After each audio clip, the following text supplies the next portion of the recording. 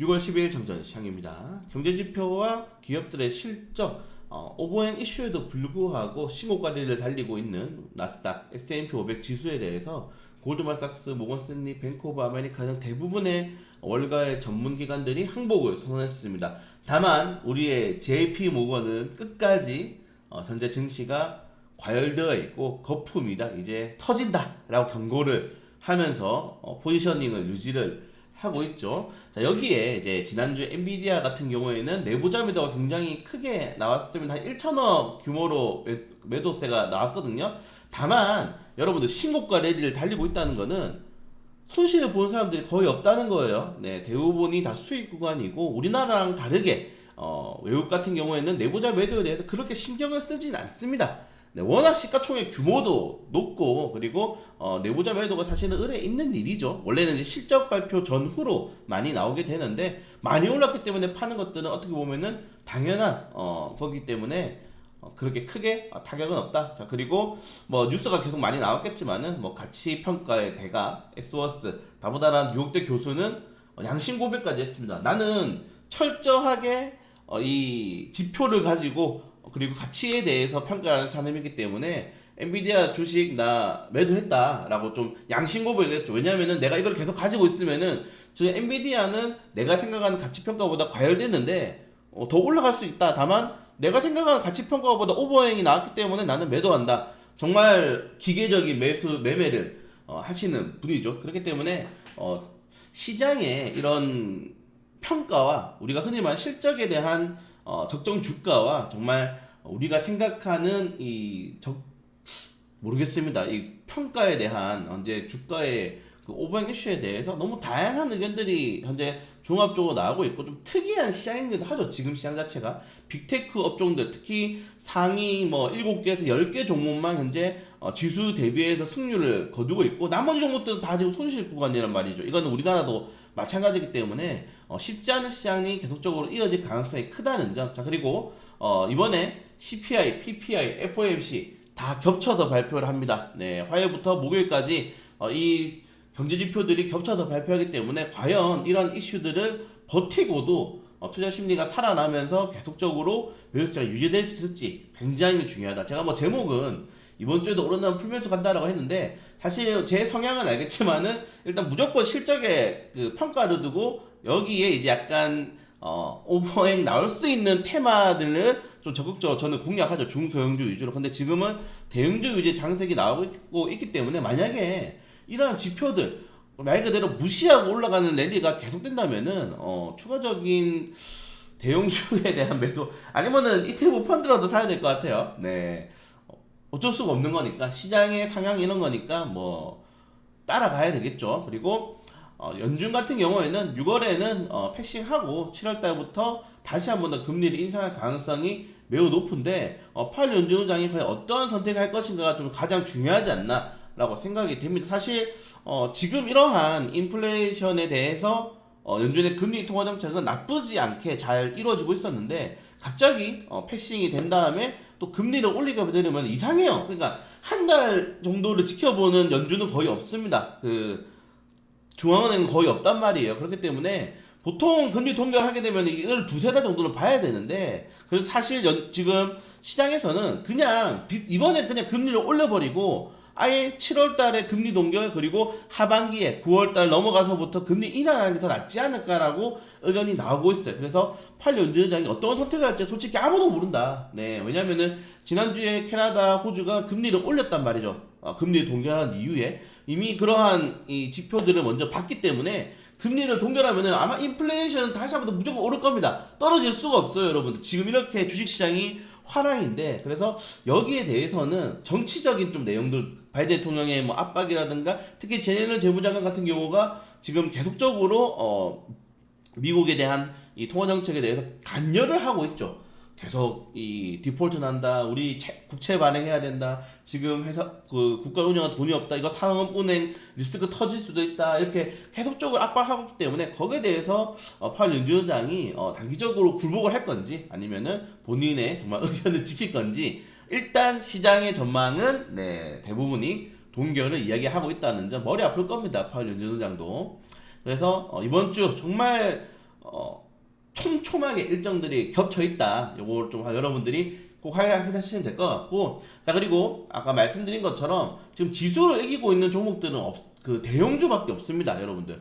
코스피 200 중에서도 중소형주는 지금 다 손실 구간이고, 지수를 이겨서 수익률을 상회하는 종목들은 시가총액 상위 종목들밖에 없다는 점들 여러분들이 확인하셔야 된다. 지금 보시는 것처럼 코스피 상승률 18%에 아예 미치지도 못하고 있는 수치고, 시가총액 상위 종목들, 제가 알기로는 상위 10가지 종목들만 현재 지수 대비해서 상승이 나왔다라고 알고 있어요. 그렇기 때문에 쉽지 않다. 자, 이렇게 지금 쉽지 않기 때문에 개인 투자자들이 7만 전자를 찍자마자 지금 본전 매도세가 나오고 있다는 겁니다. 왜냐면은 이 7만 전자도 굉장히 오랜 기간이 걸렸죠.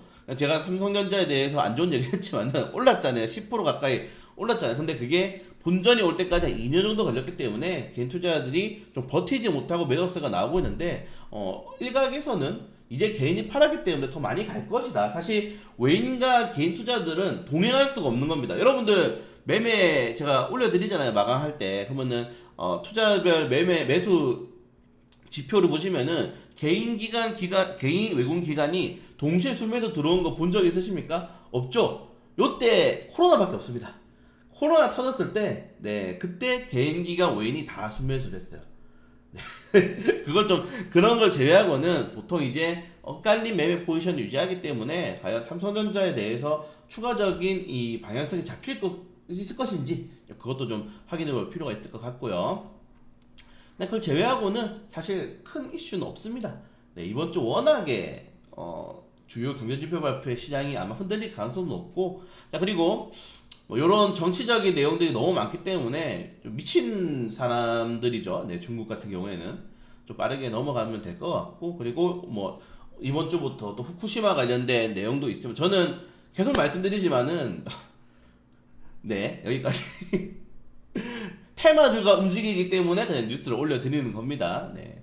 그래서 식료품 관련 테마주를 추가적으로 관심도 받을 수도 있고, 자, 테슬라만 정말 독보적으로 달려가고 있다.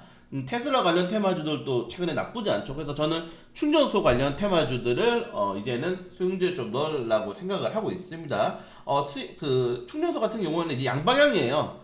네, 지금 핸드폰으로 그냥 지금 여러분들 전기차 충전 시장은 핸드폰으로 보시면 돼요. 핸드폰으로 C 타입, 우리나라 뭐 갤럭시라든가 다른 국가들처럼 C 타입으로 갈 것이냐, 아니면은 애플의 아이폰처럼 독자적인 충전 단자로 갈 것이냐. 근데 지금 유럽연합을 포함해서 대부분의 국가들이 C 타입을 더 많이 쓰기 때문에 이제 C 타입으로 통일하라고 이제 나왔죠. 아이폰에 통보가 된 상태죠. 애플이 버티고 있긴 하지만은, 자, 테슬라도 마찬가지입니다. 지금 GM이랑 뭐 포드랑 다 테슬라의 충전소의 규격을 맞추기로 했습니다. 자, 근데 중요한 거는 이 GM, 포드, 테슬라가 미국 전체 자동차 비중을 70%를 차지하고 있어요.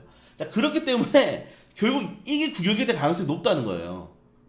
물론 또 다르죠. 물론 또 뭐 유럽이라든가 다른 국가들은 이렇게 테슬라 전용 충전 잘 쓰지 않고, 우리나라도 지금 현대차 EPS 쓰고 있지 않습니까? 그런 것처럼 나뉠 수가 있어요. 미국 같은 경우는 뭐 여러분들 우리 단어들도 미국 같은 경우는 마일도 쓰고 뭐 인치도 쓰고 아직도 그렇게 하잖아요. 그런 것 본다면은 여전히 미국 내에서 독자적으로 쓸 가능성이 높지만은, 차를 팔아야 되는 입장에서는 결국에는 통일되는 게 조금 더 맞고 테슬라 쪽으로 무게가 길고 있지 않느냐라고 좀 생각이 됩니다. 그렇기 때문에 정해지겠죠. 테슬라로 가든지 아니면은 독자적인 생태계를 구축하든지 그런 것들 때문에, 여기 근데 추가적으로 보조금이 만약에 테슬라 단자를 착용한 자동차들만 미국에서 보조금이랑 나온다, 이래 돼버리면은 따라갈 수밖에 없기 때문에 결국에는 충전할 수가 없잖아요. 현대기아차가 미국에서. 결국엔 테슬라 따라갈 가능성이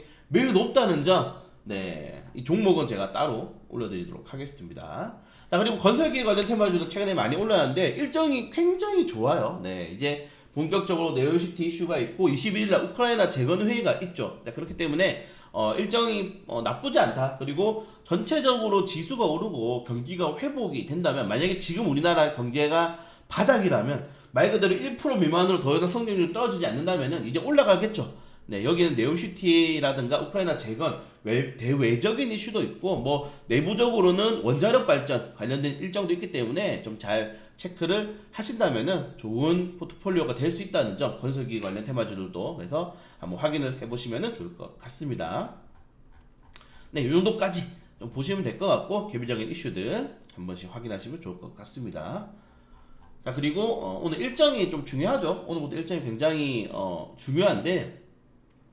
중요한데 벌써 소비자 인플레이션 기대치부터 나옵니다. 그냥 FOMC 영향을 줄 수 있는 지표들이 뭐 이제 인플레이션 기대치, 이제 PPI, CPI, FOMC 다 발표를 하기 때문에 변동성이 굉장히 높을 수 있다. 다만 이런 변동성에도 이번 주에 그냥 묻지마 매수 간다면은 이거는 가야 돼요. 이거는 대형주로 가야 되고, 제가 깜빡했네요. 대형주로 가야 된다. 네, 지금 요거를 보시면 알겠지만은 어쩔 수가 없습니다. 그냥 치고 올라가는데 따라가야죠. ETF 펀드라도 이거 사야 됩니다. 그렇기 때문에 전체적인 시장을 이긴 거는 대형주밖에 없다. 그리고 만약에 이번 주에도 대형주가 간다면은 이거는 살 수밖에 없다. 강세장이기 때문에 여기서 이제 2배 올라갈 수도 있는 거예요. 네, 그런 것들을 본다면은 충분히 이번 주가 중요하다는 점 계속 강조를 드리고 있다. 이 정도까지 말씀드리면서 정리시간 짧게 마치도록 하겠습니다.